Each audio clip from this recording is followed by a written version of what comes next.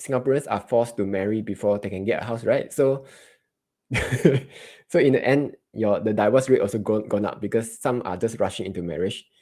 So in today's episode of the Backholder Pod, we have a Straits Time article with a very interesting headline.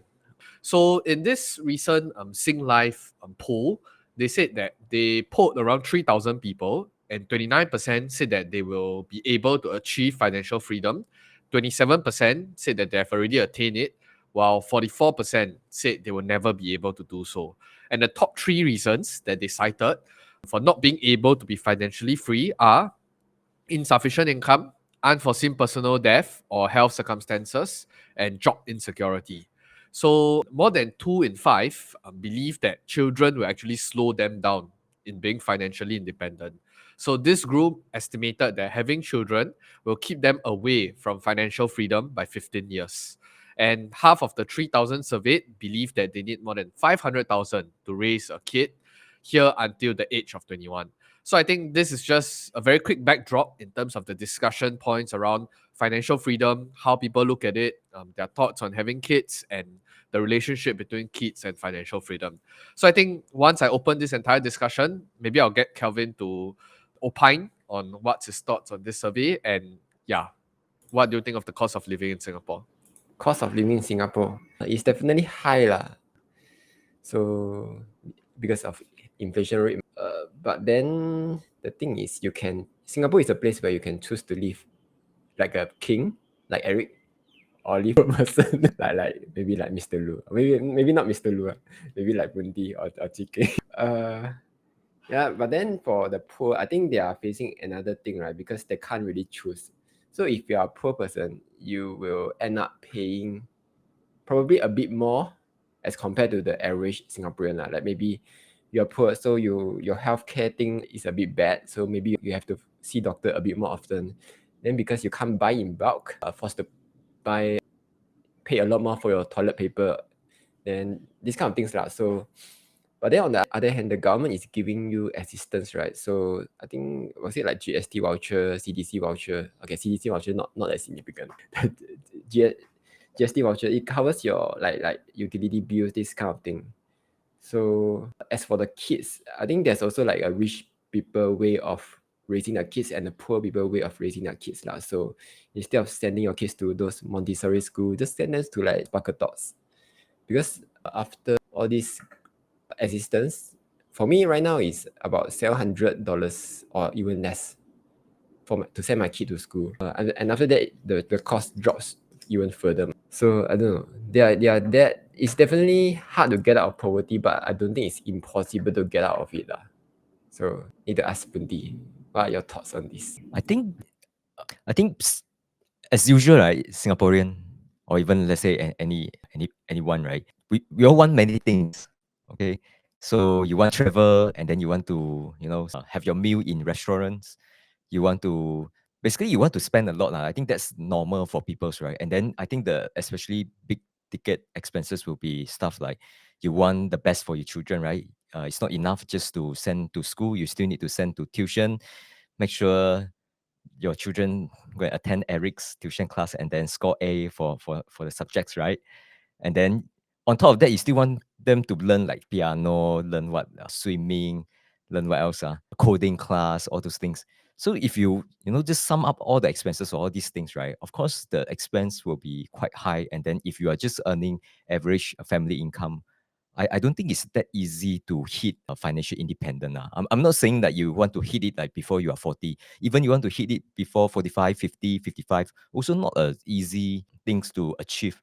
Unless really you have a very high income or when it comes to expenses, you can see your expenses compared to your peers, right? Or compared to average, right? It's really low. Then there's some chance of hitting this kind of like financial independence status. If not, I think for average people, it's not so easy just because of the lifestyle that we all want to have, right? Actually, can I ask maybe the three of you, right, to share, but maybe of varying degrees because you already kind of sit through the cycle, right? When you all raise a kid, right, before you all raise the kid, did you all crunch your numbers and like them thinking that, oh, I need 500,000 to raise a kid, then how many years I can estimate it will impact my retirement or things like that? Maybe I'll get Eric to comment first because Yeah, you haven't provided opinion. But yeah, do you crunch your numbers and do you estimate how many years of financial freedom it's impacted you? Definitely, I didn't crunch my numbers. Eric is spray and pray. So there was this incident, right, when I was still like boyfriend girlfriend with my wife lah, not married yet. Like we were sitting outside IKEA waiting for the bus to take to Tampines, right? So a bit of a story. Then she looked at me and say, you want to have a kid, right?" Then I said, "Yeah, I would like to have a kid." Then she said that, have you crunched the numbers? So it's the same question that what you're asking. Then I say, "No leh, never leh." So she looked at me and say, ask me a few questions. So like you have to give to parents, right? Allowance. Like, okay, maybe about 1,000. Okay. You have a car, right? Another 1,000, right? You have to pay all your living expenses, another 1,000, right? Then so you got to pay your insurance, your tax, whatever, maybe another 500 per month. So she said, so from your pay, right? How much do you have left? So that time I was earning like 4,000 plus.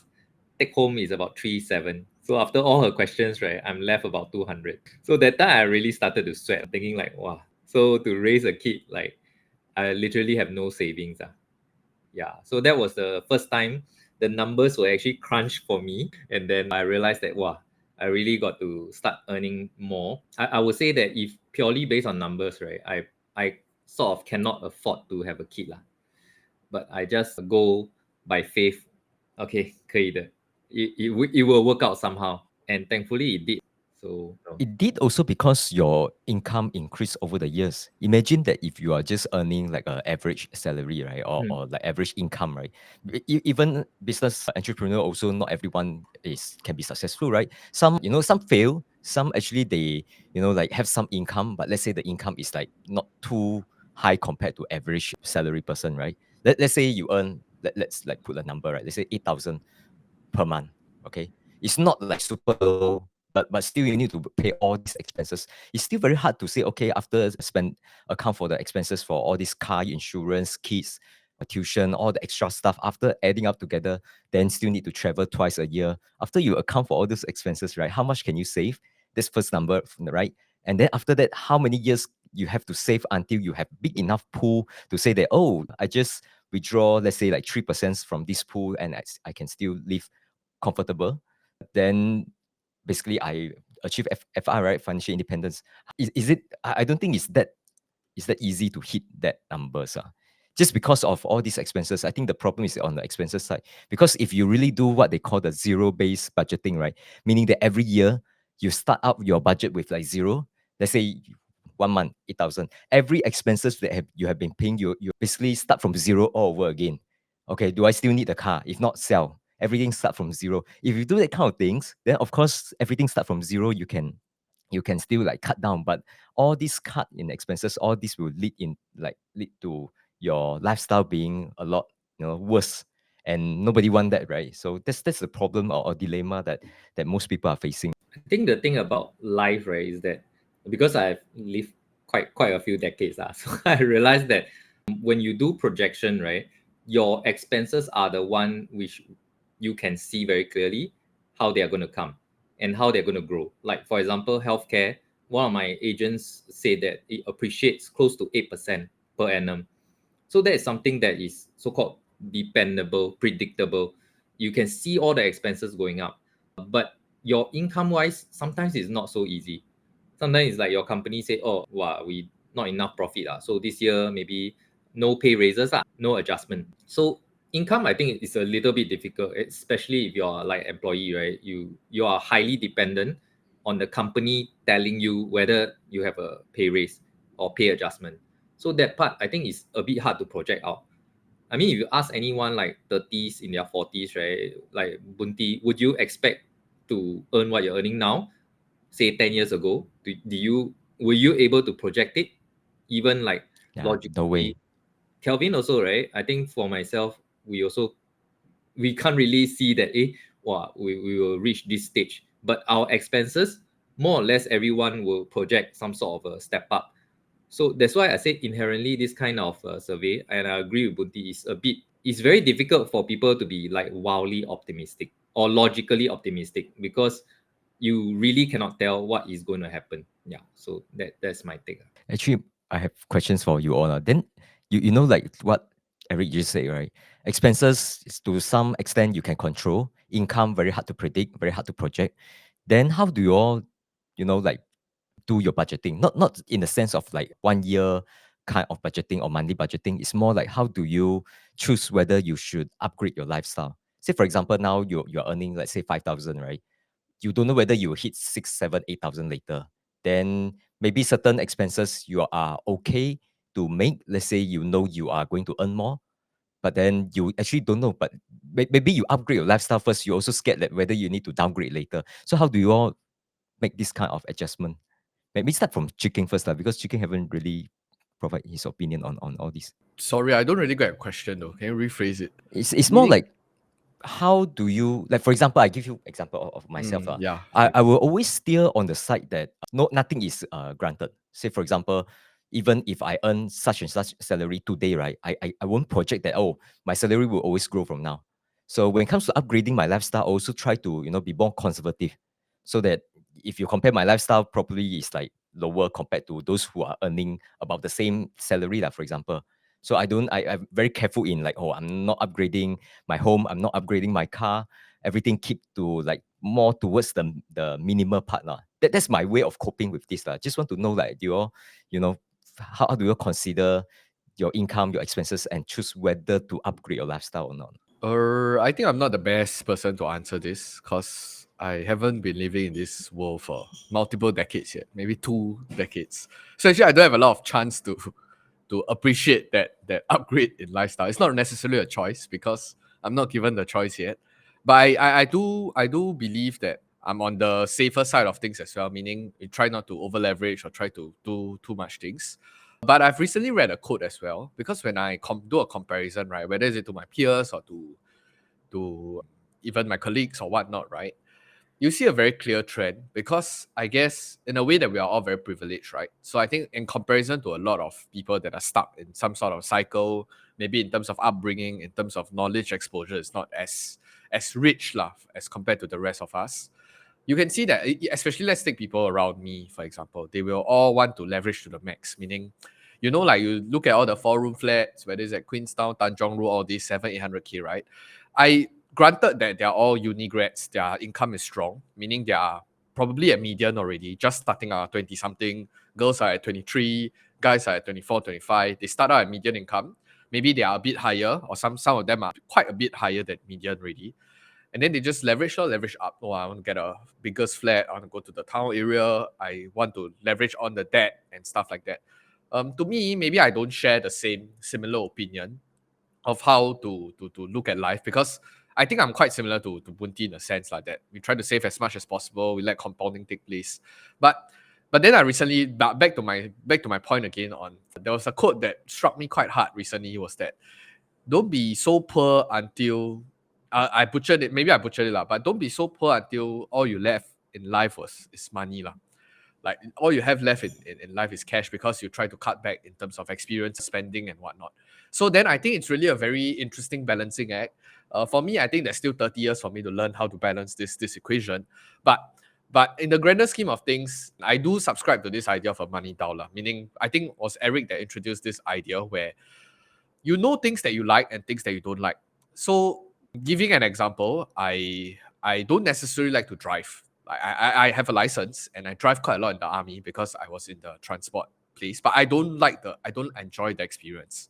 So in future, I probably wouldn't own a car unless you necessarily need it because of parents or kids or whatnot. So I guess in a way, you need to choose the battle or choose the hill that you want to die on, meaning what you really enjoy and then you don't mind spending, versus what you don't and then you just cut back like crazy. Because in life, I guess it's a game of trade-off, and you need to know money is a finite resources, unless you are owning a business like Ari or Kelvin that keeps printing money. If not, if it's a finite resource, then you need to know how to allocate. It's the same for life, it's the same for investment. It's all about capital allocation. So that's just my own perspective. But maybe Kelvin, after having a newborn, I believe that your expenses will step up quite a bit.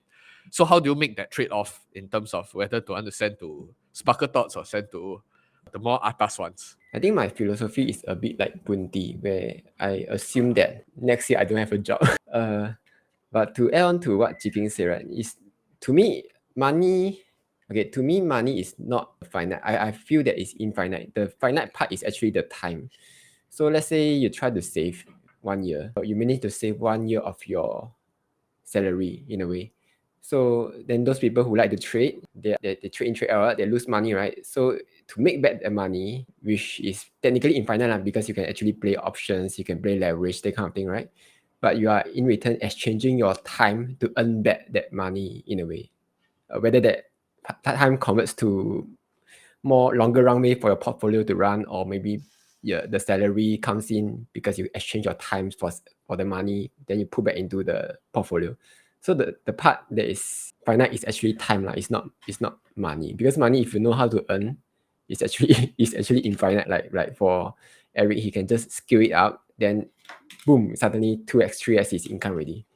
But if you are just a salaried worker, your time is finite. So there's a limit to how much you can earn. As to Jiking's question, how do I budget? I don't really budget because since I'm erring on the side of caution, like, so I don't increase all my expenses. So for example, the kid come up, insurance, just get the cheapest one. No need. Yeah, I think I'll go a whole life. Yeah, just get the cheapest one. You don't really need a lot of coverage for a kid anyway. The school fees, all this, haven't go to school yet, so can skip on that. Maybe by next year we'll go to school, but it's still considered quite cheap after all the subsidy and stuff. Food still, so the expensive part right now is just milk powder. But milk powder you can actually save if you know how to, like, instead of going to fair price. So I went to check this Nan milk powder at fair price costs like $60. Then on Shopee it costs like $40. Then you have to, the first question is it a legit milk powder? Apparently a lot of Singaporeans buy so I bought from the more popular people. So I guess it should be fine. If you want even cheaper, just go to Malaysia, buy milk powder. $20 can get same kind of milk powder. Maybe you're I don't know. Are you considered a Malaysian if you drink Singapore? Are you considered a Malaysian if you drink Malaysian milk powder? I don't know this one. Not much difference, right? Because we are all everyone eating Malaysian cooking in Singapore also. So I don't know. I think it's doable, especially with 2 kids. The government straight away give you a lot of subsidies right in the what is it called, CDA, in your CDA account. So for 2 to 3 years, all your school fees are covered already. Then the rest you have to come up with yourself, obviously. But then even with that, the government tax subsidy on your kids is, I think, I don't know, it's easily another 2 to 3K. So that helps you with a bit also. So I do think it's definitely doable. For me, I also never really budget because it's a slow step up. It's not an immediate kind of straight away 5K, 10K kind of expenses. It's like every month start with $500, then slowly increase 600. Then you send your kids to tuition. It's 1K, it's 2K already. But even with that tuition, if you want to save, just go on YouTube. Maybe Eric, you like laugh at me. Tuition chemistry not possible. But yeah, that's the like, there's a rich way of doing things and there's a poor way. So people have done either way. I think it's definitely. What about the travels? Because someone asked me before, a friend asked me, like, what's your largest expense items? Is it traveling? I was like, how can it be? Like, traveling, this kind of things is like good to have. Not traveling, also no problem. But it seems that here, I would say, quite even I have friends that's striving for achieving financial independence, but still the traveling cannot skip, must travel every year or a couple of times every year. So it seems that this is a norm here, which I am not inside this game of traveling. I travel then it's not back so to often. what Chiking said, you have to YOLO life. that's my takeaway from Chiking speech. You must YOLO life, because like if you try to save, keep saving, then tomorrow you die. Then what are you saving for? Is it for your inheritance, which maybe the kid will take and buy Intel stock? Then your inheritance also gone already. So for me, I also will prioritize travel, but also must be within budget. If you can't afford to travel, then you go and travel. Then what's the point? You're not enjoying life really, because if you're traveling, you have to think about where to live, which is the cheapest hotel I can stay, which is the cheapest location I can go, this kind of thing.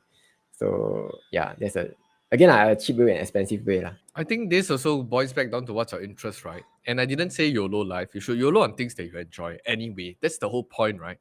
If you keep living and suffering and saving money, then at the end of the day, let's say you really like Pokemon cards. I don't know why, but let's say you really like Pokemon cards and you like to collect Pokemon cards or you like to play the game. Every weekend, you're with your friends, go and play Pokemon. What's wrong with you spending a few $100s or what a portion of part of your salary or savings into Pokemon cards because you truly like that one day you spend with your friends, you really enjoy it. Then you at the side say, "Yo, why you so crazy? Go and spend money on some plastic cards." You don't appreciate it, doesn't mean other people don't appreciate it. So back to the traveling thing, even though they want to achieve or they're on route to want to retire early, right? If they think that it's a non-negotiable, then sure. But maybe you don't fly to US every year. Maybe you go to nearer places, go to, I don't know, Southeast Asia, further away, maximum, maybe you go until India or something, but don't fly until every year go US lah. So that's the trade-off that you need to make law. Because I feel like it's quite sad that you keep thinking that, I think it was Mr. Lu that said that you don't want to save sex until old age, right? Because you keep thinking that, I want to make sure that I'm financially independent and I do anything. If not, I cannot do anything else. I must suffer until I can be financially independent. I think that's also not the ideal way lah to try to live life. I think that's quite sad lor. But I know of people that are doing that lah, which are very extreme. They really save like 99% of their income or something, and then everything just stay at home and bring home cooked food and whatever lah. Which, if they enjoy it, then sure. But if they don't enjoy it, then I think that's quite tricky. Yeah, I think Eric haven't really comment on that, on this. The YOLO part, is it? Somehow I do subscribe a little bit to it. I can relate lah. Sometimes I subscribe to a little bit to like doing what you really want to do, because like, for example, the kid thing, right? Like people will feel that, oh, the kid will delay your set you back financial independent by 15 years. So I don't know whether most people are thinking this way, because they look at their income, right? And then they say, oh, okay, let's say for example, myself, I earned like 4,002 previously. Then I calculated, then I projected out. I say, okay, if I have a kid, I never need to retire, because 4,002 take home 3,007. Then after all the spending, I'm left with $200. So I go to go to dentist one time, finish already. So very, very hard lah. Like, but I do subscribe to the fact that now looking back, right, when I have my kid, it forced me to go out my comfort zone. Like, it forced me to say, okay, if you continue on this path, you cannot make ends meet. Like, unless we really everything also don't buy lah. Like milk also don't buy milk powder, just breastfeed all the way. Then so it forced me to think outside and to see what I can do lor. Like, so that's why I went to start my own tuition center and yada yada yada. Then so fast forward today, I think I'm also very lucky that it managed to work out and stabilize. There are also people who go and start a business and then they like, okay, cannot, then close down. So yeah, we have to acknowledge that some people make it, some people don't. But if there's something like in Chinese, we say 火烧屁股, then you will go and do the thing, because there's someone waiting for you. You need to bring home the bacon.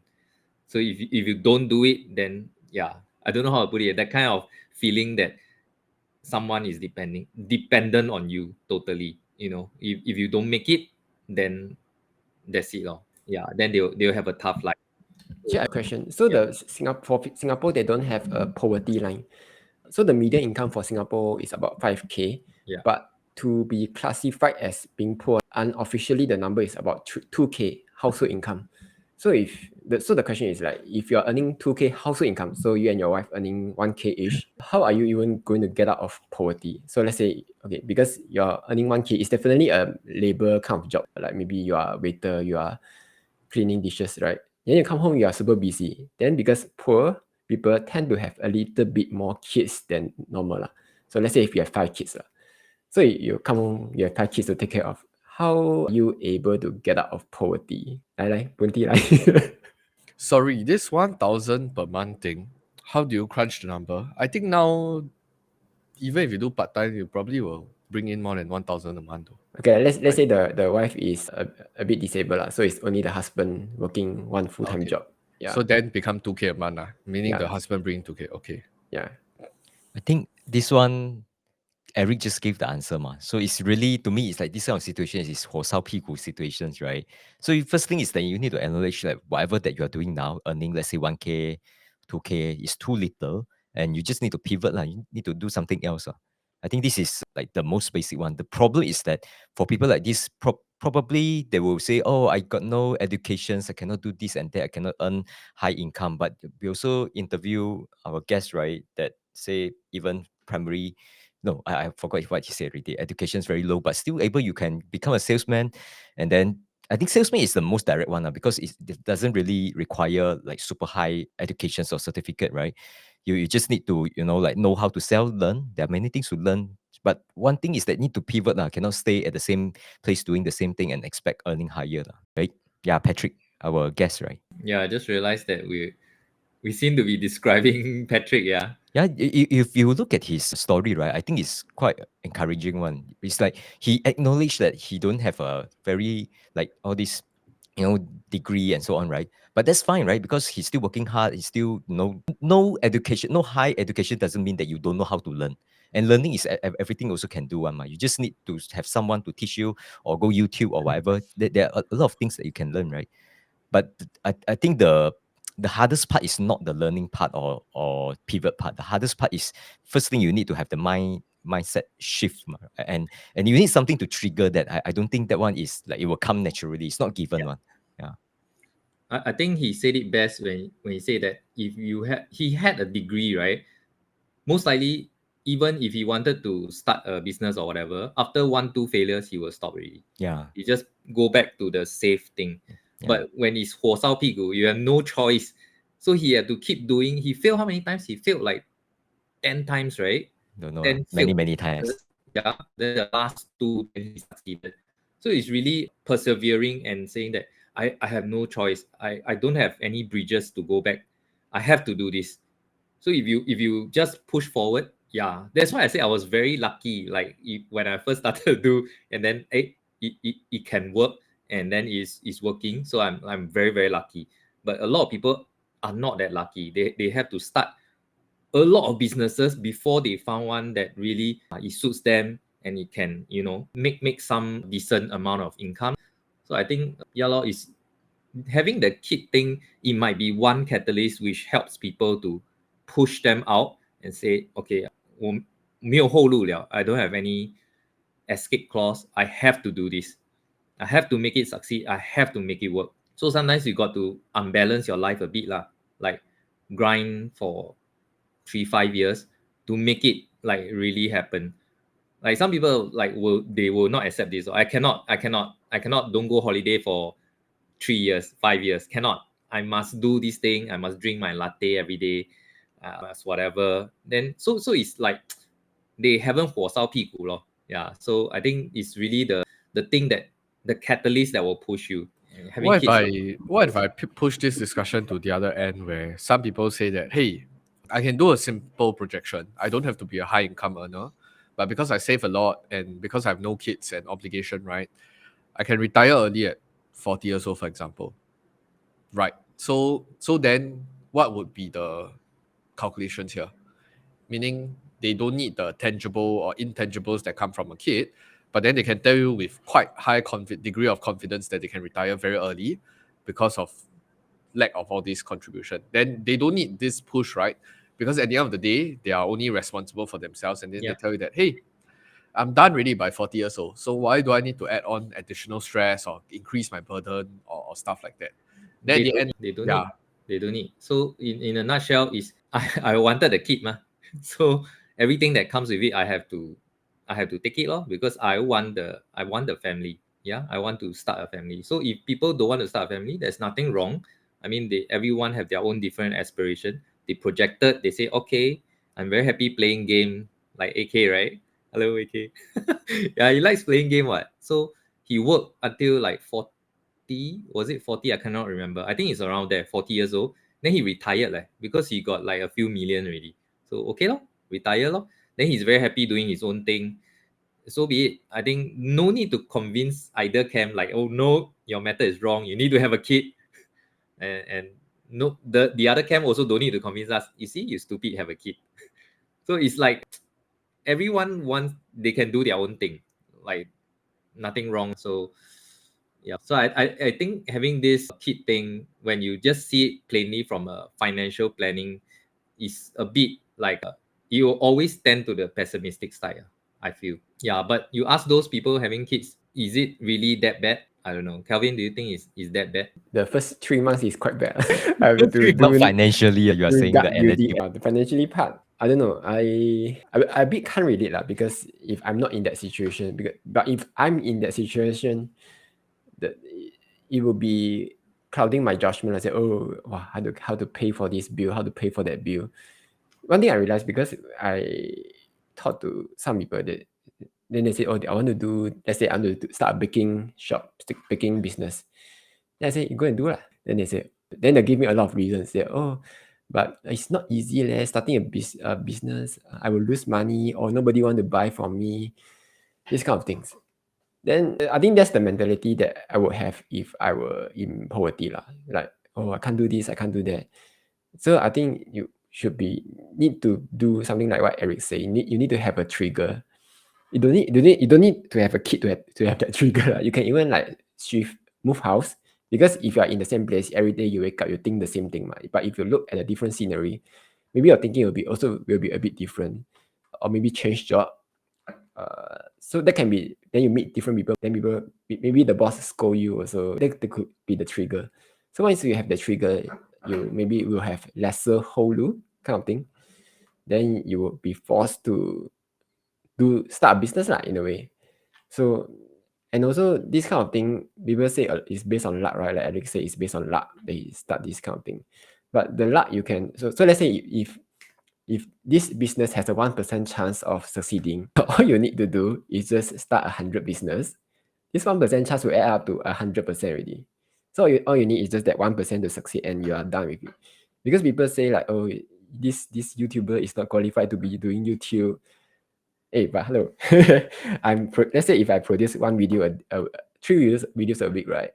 1 year I will produce 150 videos. You don't tell me that 150 videos, none of it is helping people. So as long as you keep producing things, one of it will hit, and that one video will wipe out all the rest of your failures lah. So that's the same thing with all this poverty thing. You don't need to succeed every time. You just need to succeed one time, and you will be well off from now on. But actually, I think the the poor also, because they also know about this thing, right? That's why they are playing the lottery. Every week go and buy. They want to strike break, because there's a small chance of succeeding. It's probably more like, oh, I have a whole loot. That's why I don't need to work so hard. I don't need to put in more work. I don't need to take on more risk. But by not doing more stuff, you're taking the risk itself already. Yeah. So definitely have to get out of poverty lah. Be the easy way or hard way. So caveat from Kelvin's very inspiring speech, right? I wanted to ask Bunti, as a statistics student, right? Does it mean 100 times, 1% chance? You try 100 times means confirm will kena? Is that how statistics work? No lah. There's what they call the survivorship kind of calculations. It's not like that. Not like what you described. But I think on that note, right, it just means that as long as you keep trying, you keep putting yourself out there, there is a higher chance where something lands, something that fits your personality and your skill set, that you will be able to come out on top compared to somebody that doesn't even try. I think that's the main takeaway. Yeah. I think just the last question for my side, I wanted to ask, because I think a large part of why I ensure when they do this kind of projection is that I think when they begin, there's a few big milestones that will suck up a lot of the money, right? So the first part is the wedding and whatever lah, the getting into the before the matrimonial home, and then the second one, which is to get the house itself. So I think these two is the biggest bucket in terms of leakage lah. Then you come to the kids, then that's the third bucket. So I wanted to ask two questions, right? Number one is, how expensive are your wedding? Number two is, when do you hit your first 100K in net worth? Just to give a picture or context when we talk about this. Wait, let me redeem myself. So, Sure. So the 1% thing, it doesn't work exactly 100 lah, but maybe the percentage is a bit wrong. But I do believe if you try hard enough or enough times lah, basically you will succeed lah. So one famous example is the KFC boss, the Colonel Sanders. he was rejected, I think over 1,000 times. So all he needs is just one time to be accepted. That's how he starts his business, right? So he's succeeded on the 1,010 times to succeed. Then Chicken will say, "Oh, this is a survivorship bias," but that's definitely statistic, right? If you just think about it, everything has a non-zero chance of succeeding. Whether you want to be astronaut, whether you want to be prime minister, so as long as you are walking in that direction, you have a non-zero chance of succeeding. Even if a 0.1% chance, if you just keep trying, I think it's doable lah. It's only the people who are not trying who will say that, oh, this is a survivorship bias. How come you can be that prime minister? Oh, how come the other guy is not qualified to be one? Maybe because he's lucky, or maybe he tried hard enough. So that's my redemption. Okay, anyway, back to my question. I think Bunti does the tracking the most diligently. Maybe Bunti, you want to share? Wedding, I think I shared on pod before, right? For mine, it's very cheap because I did it in Malaysia and it's also East Coast, small cities, very cheap. I don't have the numbers right now. I forgot all the numbers already. But the way I married 12 years ago, that was even the inflation account for that is like if I share the number, people don't believe it's so cheap. And then on 100K, I think this one, the 100K net worth, I think probably it's always the first 100K is the hardest and probably take years to hit that. I forgot the exact numbers. Probably 4-5 years. I don't remember exactly. Also because I, in the first few years of my career, I, work in KL and then work in Hong Kong, travel here and there. So there's a lot of all these related expenses that it's not like most of my income go into investment, right? So the second 100K, third 100K, fourth 100K, those are a lot easier compared to the first. Yeah, so it really need few years. Eric? My 100K, I think first 100K maybe when I was 27. That's purely from savings and trading that time, right? Contra or something. that No, you no, made. no, no. Okay. It's just from like savings. Okay. Yeah, from young. My 100K, actually I didn't notice it. I've been saving. Basically I never keep track of my net worth lah. Or I focusing is on savings and savings. Then one day I passed 100K already. So and the time I didn't even start to invest. I wasn't even using those high interest savings account because like this high interest savings accounting was like quite recent, right? After the Fed raised interest rates. But prior to that, 7-8 years ago, I got high interest rate. So yeah, everything is just from savings lah. But one thing I have to add though, for just now, Chicken mentioned a bit about this wedding thing, right? Their biggest expense, wedding and the home. For home, is back to the thing like if you're not that rich, then you go and buy a not so rich house, or even just go for BTO. Your down payment immediately settled through grants already. Done deal. Unless you go for condo lah, then if you're poor, then you go for condo, then you're a bit stretching yourself lah. As for wedding, I always have a beef with Singaporean going for expensive wedding because if you think about it, wedding is just a party where you throw to your guests, and some even expect their guests to pay for the bill which you threw the party in the first place. You say, oh, this is a $300 seat. How come you are paying $100? But this is your party that you expect your guests to foot your bill. So like, if you want to throw a grand party, right, you shouldn't be throwing at the start because anyone can just marry. Like tomorrow you go and find some girl, go and marry, book, then you go and throw a party. Actually, I also noticed this is getting more common because I have friends that, we didn't contact each other, but there's no news, no announcement, then suddenly married already. So, and then after you find out a little bit more, right, it's like really, they go through the ROM, do the simple one, just the ROM, just sign it. And then there's no like party celebrations, no banquet and nothing. It's just like, okay, we are married now. So, I mean, I'm not commenting like, is this the right way? To me, it's like, you want to get married, it's fine. But as a friend, sometimes it's like, you are not, you don't even get notified. Usually we know because all these celebration and stuff, right? So they just skip that entirely. So it's the way that's exact opposite of what Kevin just mentioned. Like your friend now don't spend $1 of your ang pao money. So done. Is that a good a good thing? Actually, that's a good thing, like because marriage is so common now because Singaporeans are forced to marry before they can get a house, right? So in the end, the divorce rate also gone up because some are just rushing into marriage, and your guests end up paying for your marriage, which you divorce. Are you going to refund your guests? So if you want to throw a grand party, right? A wedding is just a party to me lah. if you want to throw a grand party, right, you should do it on your 20th anniversary. Like married for 20 years, you want to wedding anniversary kind of party, then go ahead lah. But if you want to throw like 100K, 200K kind of wedding right at the start, right, and you expect your guests to foot the bill, I don't know. That's definitely the super wrong way of thinking things lah. But in Singapore, I don't know. Everyone likes to haolian, right? You say, oh, maybe not you haolian, maybe your parents want to haolian, maybe your grandparents want to haolian. Then better ask them. Yeah, so plus it's mostly a Chinese thing also. Like all the Chinese want to haolian to their friends. Like you see all the Indian, all the Malay, all doing under HDB. They're also marry happily. So plus they don't expect the guests to foot the bill also. Yeah. Okay, let's ask this question to Chiking. Don't worry. Do you plan to Haolian? I think if you look at it from a very traditional sense, right? Actually, a wedding is not necessarily for the couple because it's a reunion, merger of two families, right? That's why sometimes I can understand why I do know of friends that actually they don't want a big or grand wedding. In fact, they just want to maybe have a few tables pangkang already. But the issue is when the two families come together and then you have four elders making decisions and then one going over the other, right? That's when the worry and the trouble comes in. Sure, I think no doubt that there are couples out there that wants to do it grand, but I feel like at least for Gen Zs, I don't speak for everyone, but the general vibe or the general sense I get is actually none of us or not a lot of us wants. They don't do it to as a way to show off to other people. Maybe it works for your generation now, which is the millennial kind of generation, where they're showing off because they have strong earning power. But I think the younger folks actually no leh. I don't think a lot of people want very grand weddings. In fact, they find it very troublesome, and you need to spend a lot of money as well.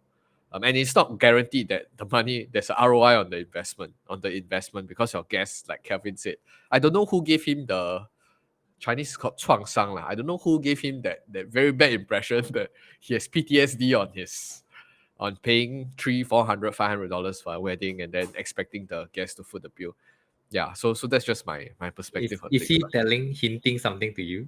Sorry, me? No, but Chiking, what if you invite your guests, right? You do a $300 per seat wedding. Maybe not you lah, because of your elders want to do, and all your guests give you $100. No lah, but actually right. when you go into this thing, right, there is no line in the agreement that says that you guarantee you'll get back your money, right? So you need to fork out the money, then you don't get back, then too bad lah. Like that's the implied rule, right? Then what are you gonna do? Go on to social media and tell people that hey, XXX didn't give me the market rate of the one. I'm sure people do that. There are people that do that, like go on TikTok or go on whatever, but yeah, it's just your personal preference lah. If you want to leave some sort of a trail that you're famous for something like that, if you actually do go viral. Yeah. But what do you feel about people that go to wedding, right? And then instead of money, right? Let's not say like they give you less. Let's say they put in a home denki voucher or cots voucher, $20 voucher, and then they go to your Shangri-La dinner. Would you be a little bit kind of pissed? I think I have a few assumptions here, right? If you really can afford a Shangri-La, like to go there, right, to $300, $400, $500 a table, right? I think the monetary value in exchange here is different really. Unless you are Chinese, they say 大肿脸皮充胖子 lah, meaning you are wearing a hat bigger than what you can take lah. No, so if that's the case, then that's a worrisome. Yeah, assuming that you can afford. Yeah, but it's still like I think the impact in your face, right? Yeah, it will impact you'll probably question the relationship that you have with the person. But I don't necessarily think from a monetary sense lah. Meaning, like let's say Eric today give me a $20 denki voucher. I will think that wow, nice. Eric, nice. Eric, he's different lah. He's unique. He stands out from the crowd lah. But how do you manage the relationship moving forward? I guess it's dependent on how you look at it. What relationship? Okay, so you're fine lah. You're fine with the $20 denki vouchers. I think what can you do though? That becomes the second question. You right? can rent. You message him lah. You ask him to pay. Then I wouldn't do that. If you're asking me this, then I wouldn't message him lah. But I'm just saying that the relationship or the extent of the relationship will be strange, not strained. Will be strange. You'll start to question and then like okay lah, so be it lah. No, because I think the $20 dengue voucher is a really interesting one. If you say you underpay, meaning let's say like 400 is the market rate, because there's some sort of a market Yeah, rate, yeah. right? If you pay like 188 or 288, Yeah. I think it's still okay. Like meaning you don't, especially if you are financially strained that back then. But like don't say dengue best dengue lah. Maybe you give a $20 coin voucher. I think that'll be also very interesting. Yeah. So there's a couple of other scenarios, right? I don't know whether we are going super off topic, but you know the person can afford it. Like for example, Kelvin, you know he can afford to give you your Shangri-La $300-400, but he don't want because he don't feel the need to. He say like, "What you Then I wife, give right?" you. Then I go on TikTok and say, I saved $380 today at Chicken's wedding. So like I think it's divergent viewpoint, right? Like the person hosting and the person going for it. The person hosting is assuming that if you come means that you implicitly agree to kind of foot the bill to like kind of pay up for your share, right? Like 300-400. But if you cannot pay up, right, at least you let me know. Say, sorry, I cannot make it. Then I will take it that, okay. Maybe this person don't want to pay that kind of money. Actually, if I really want to push this conversation further, right? If I really know that the person, like let's say I really want to host a Shangri-La hotel and I don't want to, I mean, I don't have the intention of it as an investment, lah, meaning the money will come back to me. And I do know of people that maybe might not be as well to do, right? The host should take the initiative to text the person and say that, hey, I really enjoy your company. I want you to be at the celebration, but you don't have to like foot up the bill. I think it goes both ways, right? Like the person coming in, he can come in with saying that he might just want to bless you, meaning he can still give you the ang pao or whatever, is as a tradition, but it doesn't need to foot the full bill because it's not coming.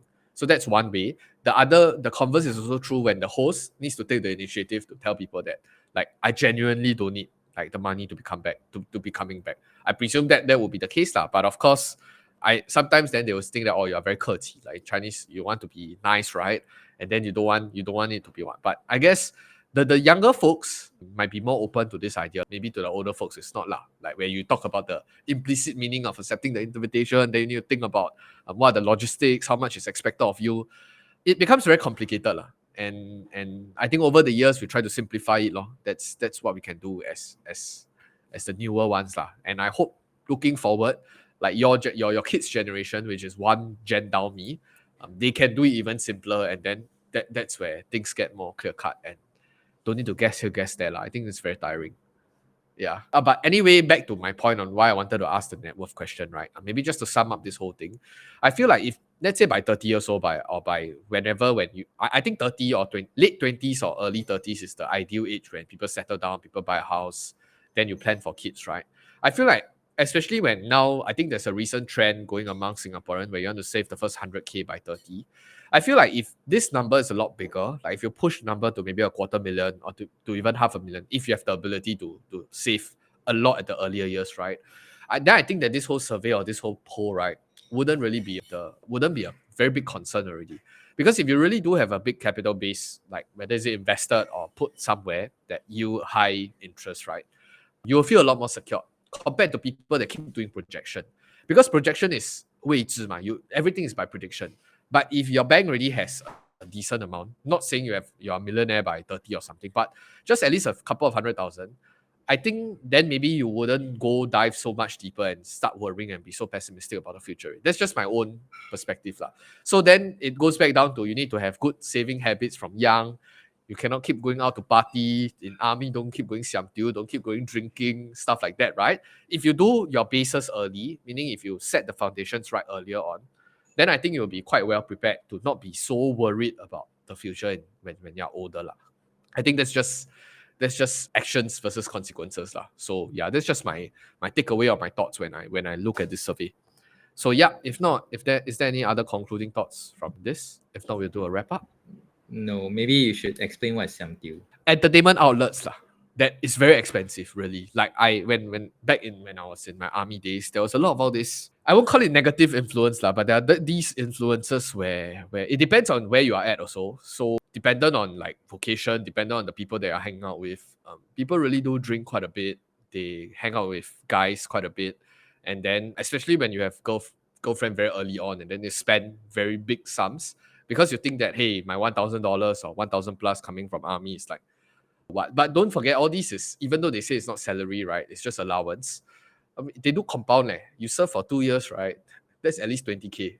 And don't forget your meals, your lodging, everything is given to you already. So what you need to do is to save the money, because you are not expected to spend anyway. But yeah, that's just my general thoughts lah. If not, I think this whole topic really evolved into many multiple folds, from fertility to financial independence to wedding to saving money early. But I think it's a very comprehensive, I guess, approach to really see the general evolution of a young Singaporean to a young adult lah. So with that, if you guys have any discussion points, feel free to leave in the comments below, and we'll see you guys in the next video. Goodbye.